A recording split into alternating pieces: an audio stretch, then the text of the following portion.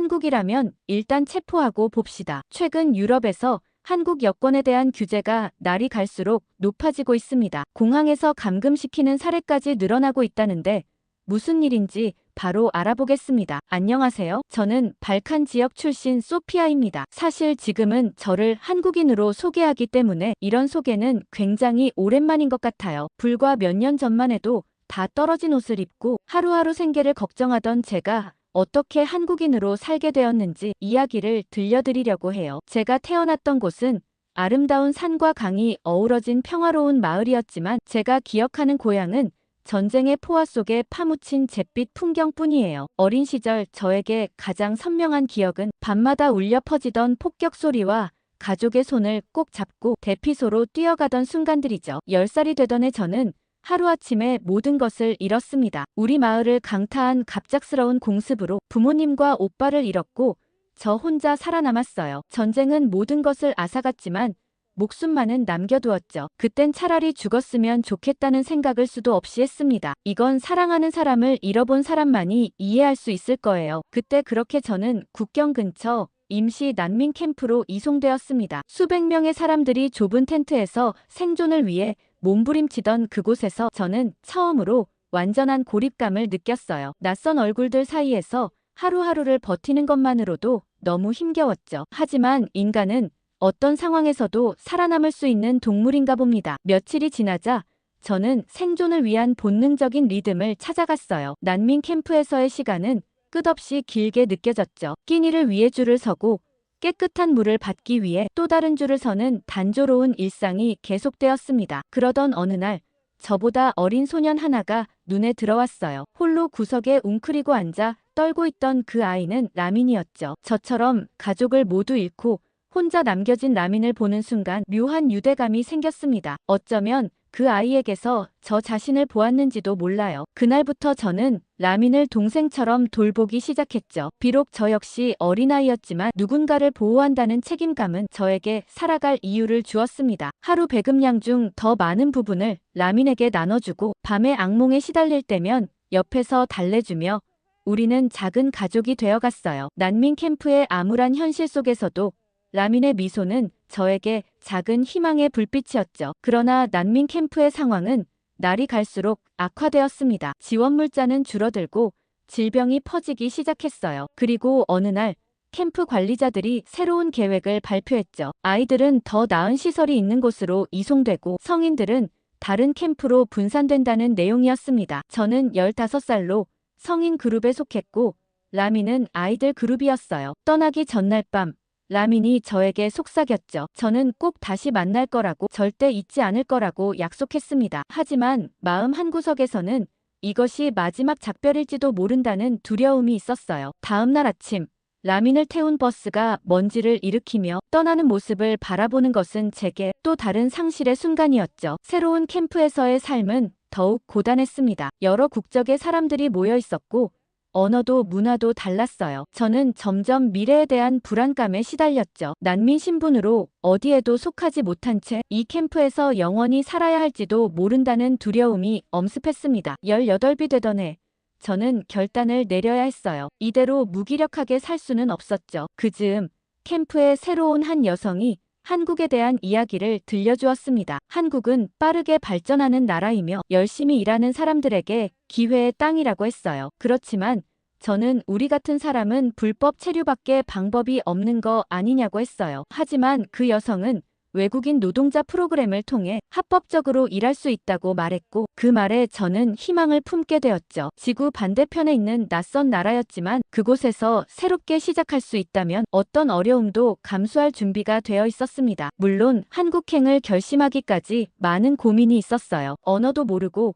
문화도 다른 곳에서 과연 살아남을 수 있을까 하는 두려움이 컸죠. 하지만 현실은 분명했습니다. 이 캠프에 머무르는 한 미래는 없었어요. 그래서 저는 용기를 내어 난민 캠프에서 제공하는 해외 취업 프로그램에 신청했고 기적처럼 선발되었죠. 인천공항에 처음 발을 디뎠을 때의 감정은 아직도 생생합니다. 낯선 글자들, 들리지 않는 언어, 모든 것이 새롭고 혼란스러웠어요. 공항을 빠져나와 처음 마주한 한국의 밤거리는 화려한 네온 사인으로 가득했죠. 난민 캠프의 어둠과는 완전히 다른 세상이었습니다. 처음 배정받은 곳은 경기도 외곽의 작은 봉제 공장이었죠. 좁은 기숙사에 4명이 함께 생활했고 하루 10시간 이상 미싱 앞에 앉아 있어야 했습니다. 손가락은 바늘에 찔려 상처투성이가 되었고 허리는 항상 아팠어요. 하지만 저에게는 이것이 새 삶의 시작이었기에 불평할 수 없었죠. 공장에서의 일과는 매일 같았습니다. 아침 6시에 일어나 간단히 세수를 하고 작업복으로 갈아입은 후 7시부터 시작되는 근무를 위해 서둘러 나섰죠. 좁은 기숙사에서 같은 방을 쓰는 필리핀 여성 마리아와 함께 공장으로 향하는 길은 항상 고요했습니다. 아직 동이 트기 전에 어둑한 새벽길, 우리는 각자의 고향에 대한 그리움을 안고 묵묵히 걸었어요. 공장에 도착하면 바로 작업대에 앉아 하루의 일을 시작했죠. 12시간 동안 같은 동작을 반복하며 저는 종종 머릿속으로 한국어 단어를 외우곤 했어요. 입으로 소리 내지 않고 마음속으로 계속 되뇌었죠. 점심시간에는 한국인 동료들의 대화를 귀 기울여 듣고 가끔은 용기를 내어 간단한 질문을 던지기도 했습니다. 하지만 가장 힘든 것은 몸의 피로가 아닌 마음의 외로움이었어요. 그렇지만 저에게는 다른 선택지가 없었습니다. 이곳에서 살아남아야 했고 그러기 위해서는 언어부터 배워야 했어요. 퇴근 후에는 항상 작은 노트북을 들고 공장 근처 24시간 카페로 향했습니다. 그곳에서 저는 유튜브로 한국어 강의를 보며 독학했죠. 처음에는 문장 구조와 발음이 너무 낯설어 좌절감이 컸지만 포기하지 않고 매일 조금씩 배웠어요. 특히 한국어 능력 시험을 목표로 삼아 체계적으로 공부했습니다. 밤 11시가 넘어 기숙사로 돌아갈 때면 피곤함에 눈이 감겼지만 마음만은 뿌듯했죠. 그러나 속상한 일도 많이 있었어요. 특히 외국인 노동자에 대한 편견은 생각보다 깊었습니다. 길을 걸을 때 가끔 듣게 되는 외국인 노동자는 우리 일자리를 뺏는다라는 말 또는 불법 체류자 아니야? 라는 의심의 눈초리가 저를 슬프게 했어요. 하지만 모든 한국인이 그런 것은 아니었죠. 공장에서 함께 일하던 김 여사님은 종종 집에서 만든 김치와 반찬을 나눠주셨고 한국어 공부를 도와주셨습니다. 점차 저의 한국어 실력이 늘어나면서 공장에서의 입지도 달라졌어요. 제가 외국인 노동자들 중 유일하게 한국어로 의사소통이 가능해지자 사장님은 저를 중간 통역 역할로 활용하기 시작했죠. 새로 들어온 외국인 노동자들에게 작업 지시를 전달하고 그들의 고충을 관리자에게 전달하는 일을 맡게 되었습니다. 이 작은 변화가 저에게는 큰 자신감을 주었어요. 특히 기억에 남는 것은 공장에서 품질 문제가 발생했을 때였습니다. 외국인 노동자들이 모두 침묵하는 가운데 제가 용기를 내어 문제점을 정확히 지적하고 해결책을 제안했죠. 그 순간 사장님의 눈빛이 달라졌어요. 그날 이후 사장님은 제게 더 많은 관심을 보이기 시작했습니다. 때로는 퇴근 후 사무실로 불러 한국어 책을 선물해 주시고 한국 생활에 대해 조언해 주셨죠. 사장님은 언젠가 저에게 한국에서의 미래 계획을 물으셨어요. 그때 저는 솔직하게 제 상황을 말씀드렸습니다. 발칸 출신 난민으로서 한국에서 새 삶을 시작하려는 저의 간절함, 그리고 언젠가는 이 사회의 일원으로 인정받고 싶다는 꿈을 이야기했죠. 사장님은 오랫동안 생각에 잠기셨다가 저에게 뜻밖의 제안을 하셨습니다. 공장 일을 계속하면서 무역 업무를 배워보는 것이 어떻겠냐는 제안이었어요. 사장님의 말씀은 저에게 새로운 시야를 열어주었죠. 공장에서 생산하는 제품들이 해외로 수출되는 과정, 특히 유럽 시장에 대한 이야기를 들으며 저는 큰 가능성을 보았습니다. 제가 발칸 지역 출신이라는 배경이 오히려 장점이 될 수 있다는 사실을 깨달았어요. 서유럽 국가들의 문화를 이해하고 그들의 필요와 선호도를 파악할 수 있다면 한국 제품을 유럽에 소개하는 교두보 역할을 할 수 있을 것이라 생각했죠. 그 후로 저는 낮에는 공장에서 일하고 저녁에는 사장님의 지도 아래 무역 업무의 기초를 배우기 시작했습니다. 무엇보다 이 일이 제게 한국 사회에 뿌리내릴 수 있는 가능성을 보여주었기에 열정적으로 배웠죠. 그러면서 조금씩 한국 문화에 대한 이해도 깊어졌어요. 처음에는 단순히 생존을 위해 배우기 시작한 한국어였지만 점차 한국 드라마와 영화를 통해 이 나라의 정서와 가치관을 이해하게 되었죠. 특히 전쟁의 폐허에서 일어나 경제 강국이 된 한국의 역사는 저에게 큰 영감을 주었어요. 한국 전쟁 후 모든 것이 파괴된 상황에서 불과 60여 년 만에 세계적인 경제 강국으로 발돋움한 이 나라의 회복력은 정말 경이로웠습니다. 폐허 속에서도 포기하지 않고 끊임없이 노력해 기적을 이룩한 한국인들의 정신은 제 가슴을 뜨겁게 만들었죠. 저처럼 전쟁의 아픔을 겪은 사람으로서 한국의 이야기는 단순한 역사가 아닌 희망의 메시지였습니다. 만약 한국이 그런 절망적인 상황에서 다시 일어설 수 있었다면 저 역시 제 인생을 다시 세울 수 있다고 믿게 되었어요. 제가 매일 아침 공장으로 향하며 힘든 하루를 시작할 때마다 한강의 기적을 이룬 그 세대의 헌신과 인내를 생각하며 용기를 얻었죠. 그들이 자신의 후손을 위해 희생했듯이 저 역시 더 나은 미래를 위해 오늘의 어려움을 견딜 수 있다고 다짐했습니다. 그러던 어느 날 사장님이 저를 사무실로 부르셨어요. 제가 가진 발칸 지역 문화에 대한 이해와 한국 제품에 대한 지식을 결합해 유럽의 한국 제품을 소개하는 작은 사업을 시작해보는 것이 어떻겠냐고 말이죠. 그 제안은 저에게 큰 도전이었지만 동시에 흥미진진한 기회였습니다. 저는 곧바로 시장 조사를 시작했어요. 특히 발칸 지역과 주변 국가들에 초점을 맞추었습니다. 그곳에서는 한국 제품이 거의 알려져 있지 않았지만 K-팝과 한국 드라마의 인기가 높아지면서 한국 문화에 대한 관심이 증가하고 있었어요. 제가 처음 취급한 상품은 한국 믹스커피였습니다. 유럽에서는 인스턴트 커피가 있지만 한국식 믹스커피의 편리함과 달콤한 맛은 색다른 경험을 제공했죠. 분명 대박이 날 거라 확신했습니다. 하지만 온라인 쇼핑몰 구축은 쉽지 않았죠. 웹 디자인, 결제 시스템, 물류 관리 등 모든 것을 혼자 배워가며 진행했습니다. 처음에는 실수도 많았지만 시행착오를 통해 점점 나아졌죠. 사이트가 드디어 완성되었을 때 그 뿌듯함은 말로 표현할 수 없었습니다. 첫 주문이 들어왔던 날을 저는 평생 잊지 못할 거예요. 독일에 살고 있는 한 고객이 한국 믹스커피 세트를 주문했죠. 그 작은 주문이 제게는 큰 희망과 성취감을 주었습니다. 조심스럽게 포장하고 배송 과정을 꼼꼼히 확인하며 첫 고객에게 특별한 경험을 제공하기 위해 최선을 다했어요. 그 고객으로부터 긍정적인 후기를 받았을 때 저는 이 사업이 성공할 수 있다는 확신을 갖게 되었죠. 그리고 어느 정도 자리를 잡은 후에는 공장을 그만두고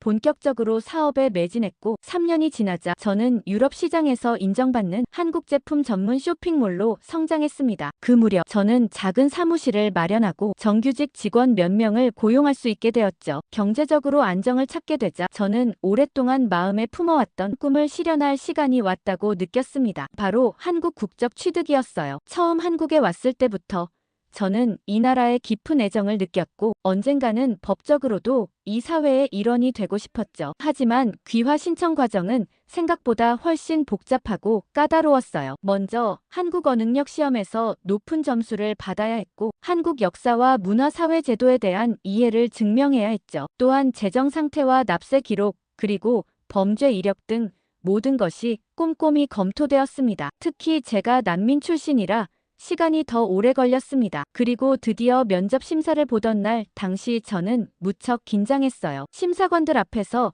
제 인생 이야기를 풀어내고 왜 한국 국적을 원하는지 설명했습니다. 전쟁으로 고향을 잃은 난민으로서 한국에서 새 삶을 찾게 된 과정, 그리고 이 나라에 대한 제 사랑과 헌신을 진심을 담아 이야기했죠. 심사관들의 표정은 냉정했지만 저는 제 진심이 전달되기를 간절히 바랐습니다. 그리고 마침내 법무부에서 편지를 한 통 받을 수 있었죠. 편지의 첫 줄을 읽자마자 저는 눈물을 펑펑 흘렸습니다. 귀하의 대한민국 국적 취득이 승인되었음을 알려드립니다. 그 순간의 감정은 말로 표현할 수 없겠더라고요. 그리고 여권을 받던 날 저는 사무실에서 또 한 번 혼자 조용히 울었어요. 그것은 기쁨의 눈물이자 지난 세월에 대한 위로의 눈물이었죠. 무엇보다 이제는 난민이라는 꼬리표 없이 당당한 한 나라의 국민으로 세계를 마주할 수 있다는 사실이 저를 압도했습니다. 여권을 가슴에 안고 저는 이 순간을 위해 모든 어려움을 견뎌온 제 자신에게 감사했어요. 하지만 동시에 제 마음 한구석에는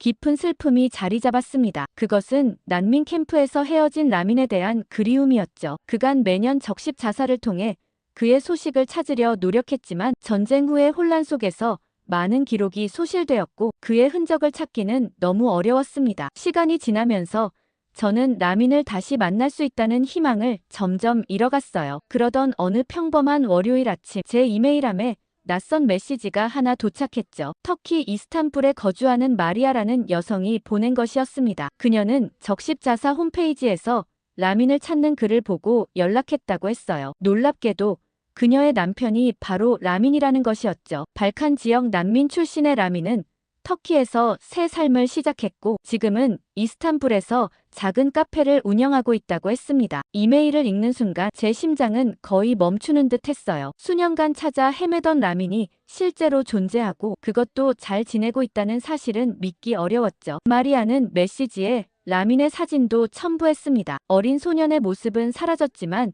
그 눈빛만은 제가 기억하는 그대로였어요. 따뜻하고 선한 그러나 깊은 슬픔이 감춰진 눈빛이었죠. 마리아에 따르면 라민도 오랫동안 저를 찾고 있었다고 합니다. 그는 저에 대한 기억을 소중히 간직하고 있었고 난민 캠프에서 자신을 돌봐준 누나에 대해 종종 이야기했다고 했어요. 메시지 끝에 라민이 저를 만나고 싶어 한다고 전했죠. 즉시 저는 답장을 보냈습니다. 그동안의 제 이야기와 한국에서의 삶, 그리고 라민을 찾기 위해 노력했던 모든 시도에 대해 진심을 담아 썼어요. 마지막으로 가능한 빨리 터키를 방문하고 싶다는 의사를 전했죠. 그날 밤 저는 오랜만에 난민 캠프에서의 기억들을 다시 떠올렸습니다. 추위와 배고픔 속에서도 서로를 의지하며 살아갔던 시간들, 라민의 작은 손을 잡고 식량 배급을 받으러 가던 순간들, 그리고 마지막으로 그를 배웅하던 가슴 아픈 이별까지 모든 기억이 선명하게 되살아났어요. 그리고 곧장 터키행 항공편을 예약하고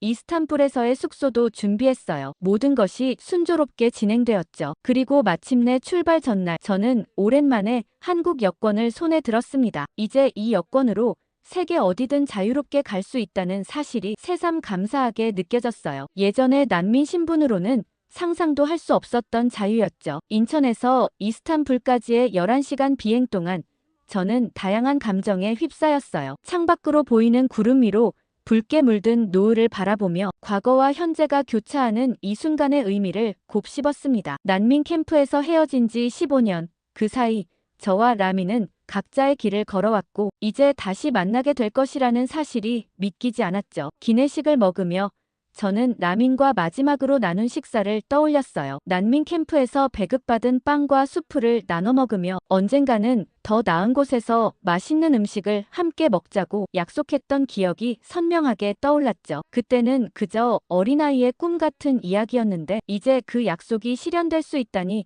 감회가 정말 새로웠습니다. 비행기가 이스탄불 공항에 접근하면서 기장은 현지 시간과 날씨를 안내했어요. 창밖으로 보이는 이스탄불의 야경은 한강의 그것과는 또 다른 매력이 있었죠. 유럽과 아시아의 경계에 자리한 이 고대 도시는 저처럼 여러 문화의 교차점에 서 있는 존재였습니다. 이런 생각을 하니 이스탄불이 더욱 특별하게 느껴졌어요. 비행기가 착륙하고 승객들이 짐을 챙겨 내리기 시작했죠. 저는 가방에서 한국 여권을 꺼내 손에 쥐었습니다. 진한 남색 표지의 이 작은 책자는 이제 제 정체성을 상징하는 물건이 되었어요. 예전에는 난민 증명서를 들고 불안한 마음으로 국경을 넘던 기억이 있는데 이제는 당당한 한국 시민으로서 세계를 여행할 수 있다는 사실이 여전히 놀라웠죠. 이스탄불 공항은 생각보다 훨씬 크고 현대적이었습니다. 수많은 여행자들이 분주하게 오가는 모습을 보며 저는 라민과의 만남을 앞두고 설렘과 긴장이 교차했어요. 긴 복도를 따라 걸으며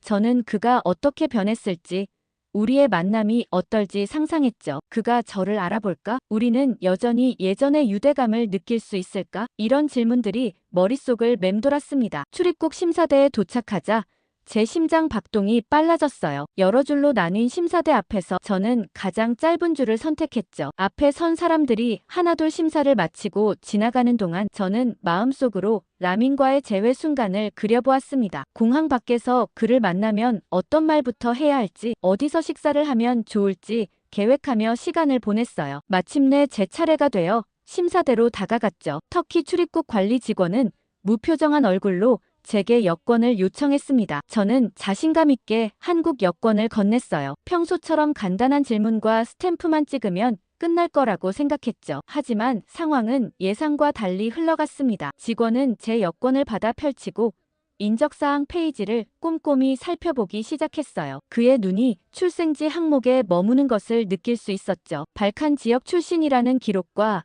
한국 국적 사이의 불일치가 그의 의심을 불러일으킨 듯 했습니다. 그는 컴퓨터로 무언가를 확인한 후 다시 여권을 살펴보며 미간을 찌푸렸어요. 심사대 직원은 갑자기 옆에 있던 동료에게 제 여권을 보여주며 뭔가를 물었죠. 두 사람이 작은 목소리로 대화를 나누는 동안 저는 불안함을 느끼기 시작했습니다. 보통 여권 심사는 몇 초면 끝나는데 이미 몇 분이 지났기 때문이에요. 뒤에 선 사람들이 지루함과 의아함을 표현하기 시작했고 제 심장 박동은 점점 더 빨라졌죠. 마침내 직원은 제게 한국어를 하냐고 물었습니다. 저는 당연히 유창한 한국어를 구사한다고 대답했어요. 그러자 그는 다시 여권을 살펴보더니 무전기로 누군가를 불렀죠. 그 순간 저는 뭔가 잘못되고 있다는 것을 직감했습니다. 긴장된 마음으로 상황을 설명하려 했지만 직원은 제게 잠시 기다려달라는 손짓만 했어요. 몇 분 후 제복을 입은 2명의 공항 경찰이 심사대로 다가왔습니다. 그들은 저를 한쪽으로 안내하더니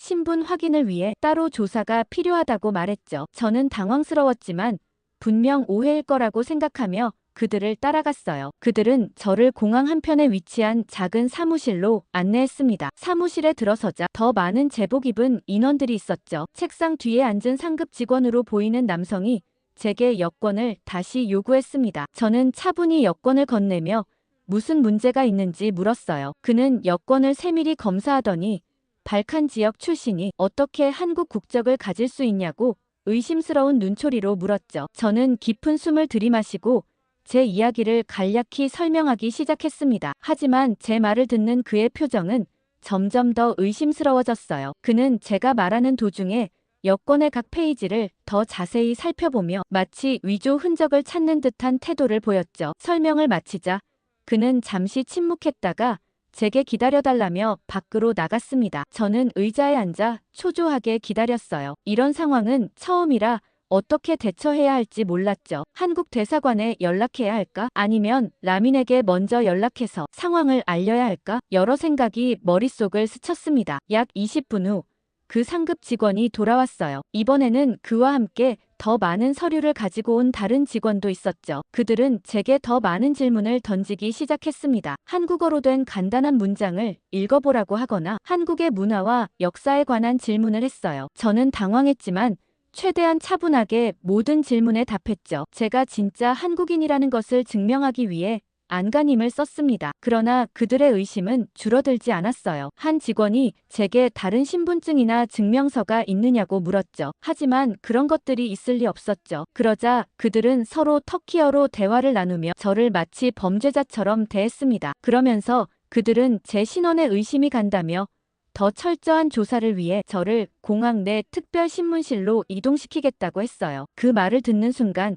저는 충격에 빠졌죠. 그러면서 공항 경찰은 제 가방과 짐을 철저히 뒤지기 시작했죠. 그들은 의심스러운 물건이 있는지 꼼꼼히 검사했습니다. 너무 화가 났지만 저는 최대한 침착함을 유지하려고 노력했죠. 지금 화를 내거나 저항한다면 상황이 더 악화될 수 있다는 것을 알았기 때문입니다. 그러더니 한 경찰관이 갑자기 제 가방에서 찾은 스마트폰을 들고 왔죠. 그는 폰을 켜보라고 요구했습니다. 저는 지문으로 폰을 열었고 그들은 즉시 제 갤러리와 메시지 그리고 이메일까지 샅샅이 살펴보기 시작했어요. 개인정보가 이렇게 무단으로 조사받는 것은 매우 불쾌했지만 저는 항의할 수 없었죠. 지금 상황에서는 협조하는 것만이 빨리 이곳을 벗어날 수 있는 방법이라고 생각했습니다. 그들은 제 폰에서 라민의 아내 마리아와 주고받은 이메일을 발견했어요. 이 이메일들이 오히려 저에게 불리하게 작용했죠. 경찰관들은 이것이 터키 내 불법 네트워크와의 연락 증거라고 의심했습니다. 저는 그저 오래된 친구를 만나러 온 것뿐이라고 거듭 설명했지만 그들의 의심은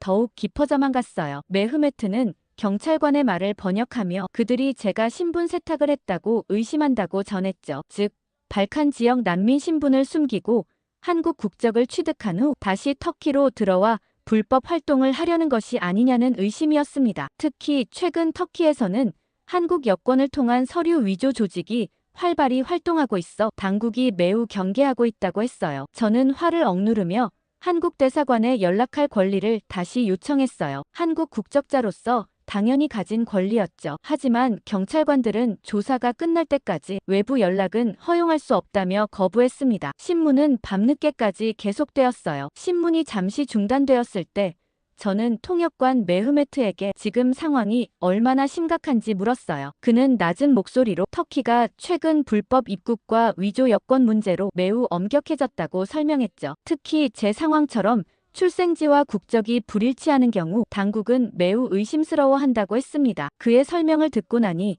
제 상황이 얼마나 불리한지 실감할 수 있었어요. 신문이 재개되었고 이번에는 더 강경한 어조로 진행되었죠. 한 경찰관은 메흐메트를 통해 제가 정직하게 말하지 않으면 상황이 더 심각해질 수 있다고 경고했습니다. 그들은 이제 제가 단순한 여행객이 아니라 잠재적인 간첩 또는 위장 망명자로 의심하기 시작했어요. 이런 혐의는 너무나 터무니없어 처음에는 어이가 없었지만 그들의 진지한 표정을 보니 실제로 저를 그런 존재로 의심하고 있다는 사실이 분명했죠. 새벽녘 경찰관들은 잠시 방을 나갔습니다. 메흐메트만이 저와 함께 남았죠. 그는 조용히 제게 상황이 좋아 보이지 않는다고 말했어요. 당국은 제 신원에 강한 의심을 품고 있으며 이미 제 체류를 불허하는 방향으로 기울고 있다고 했습니다. 최악의 경우 제 입국이 거부되고 추방될 수도 있다는 것이었죠. 그 말을 들은 저는 절망감에 빠졌어요. 한국 국적을 취득했는데도 여전히 난민 취급을 받고 있다는 사실이 슬펐죠. 경찰관들이 돌아왔을 때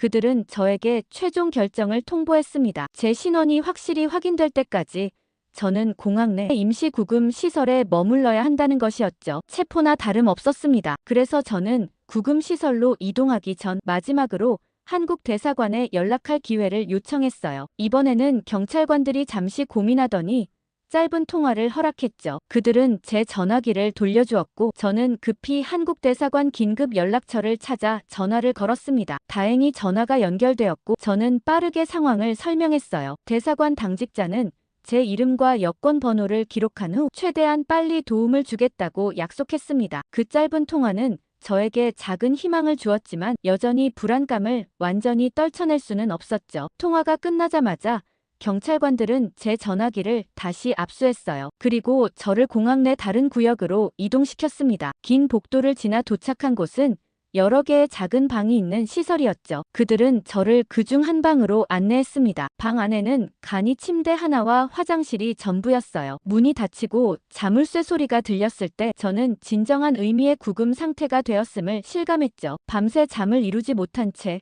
저는 창문 없는 방에서 시간이 가는 줄도 모르고 앉아 있었습니다. 머릿속에는 계속해서 같은 질문이 맴돌았어요. 라미는 지금 어디에 있을까? 그는 얼마나 걱정하고 있을까? 과연 우리는 만날 수 있을까? 그리고 무엇보다 이 악몽 같은 상황에서 어떻게 빠져나갈 수 있을까? 다음 날 아침이 되자 한국 대사관에서 영사 담당관이 직접 공항으로 오고 있다는 얘기를 들었습니다. 저는 역시 한국이란 생각이 들었죠. 약 2시간 후 문이 열리고 정장을 입은 한국인 남성이 들어왔습니다. 그는 자신을 김준호 영사라고 소개했어요. 그를 보는 순간 제 눈에서 눈물이 흘러내렸죠. 며칠간의 고립과 불안 속에서 처음으로 친숙한 존재를 마주한 것이었습니다. 김 영사는 저에게 한국어로 상황이 어떤지 물었고 대사관이 이 일을 매우 심각하게 받아들이고 있다고 말했어요. 김 영사는 터키 관리들과 대화를 시작했습니다. 그의 태도는 공손했지만 동시에 단호했어요. 그는 저의 한국 국적이 합법적이며 한국 정부가 저를 보호할 책임이 있다고 명확히 했죠. 또한 한국과 터키 간의 우호적인 외교 관계를 언급하며 이 사안이 빨리 해결되기를 바란다는 뜻을 전했습니다. 터키 관리들은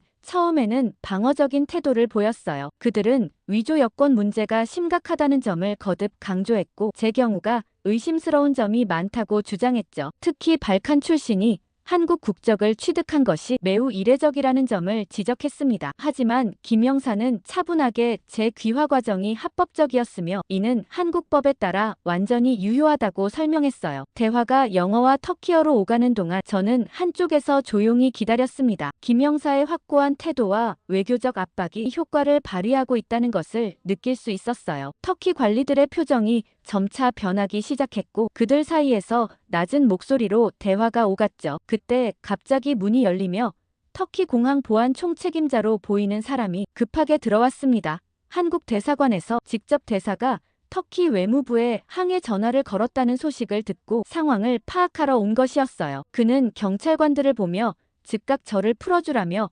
목소리를 높였고 곧 모든 분위기가 완전히 바뀌었습니다. 그가 저에게 직접 다가와 깍듯이 사과하며 이런 일이 있어서는 안 된다고 반복해서 말했죠. 모든 제한이 해제되고 제 소지품이 반환되었어요. 휴대전화 전원을 켜자마자 수많은 알림이 뜨더군요. 라민과 마리아에게서 온 걱정스러운 메시지들, 그리고 여러 부재중 전화까지. 저는 먼저 라민에게 짧은 메시지를 보냈습니다. 공항에서 약간의 문제가 있었지만 이제 해결되었고 곧 만날 수 있을 것이라고 말이에요. 저는 김영사님께 정말 감사하다고 말씀드렸습니다. 한국이 뭐든 빠르다고 알고 있지만 이런 것까지 빨리 해결해 주시다니 정말 감사하다고 말이죠. 공항을 나서기 전 김영사는 언제든 문제가 생기면 즉시 연락하라고 했어요. 마침내 공항 출구로 향하는 동안 저는 이 경험을 통해 많은 것을 깨달았다고 느꼈어요. 한국 국적이 제게 단순한 법적 지위 이상의 의미를 가진다는 것, 그리고 한국가의 보호를 받는다는 것이 얼마나 중요한지를 깊이 체감했죠. 난민 시절에는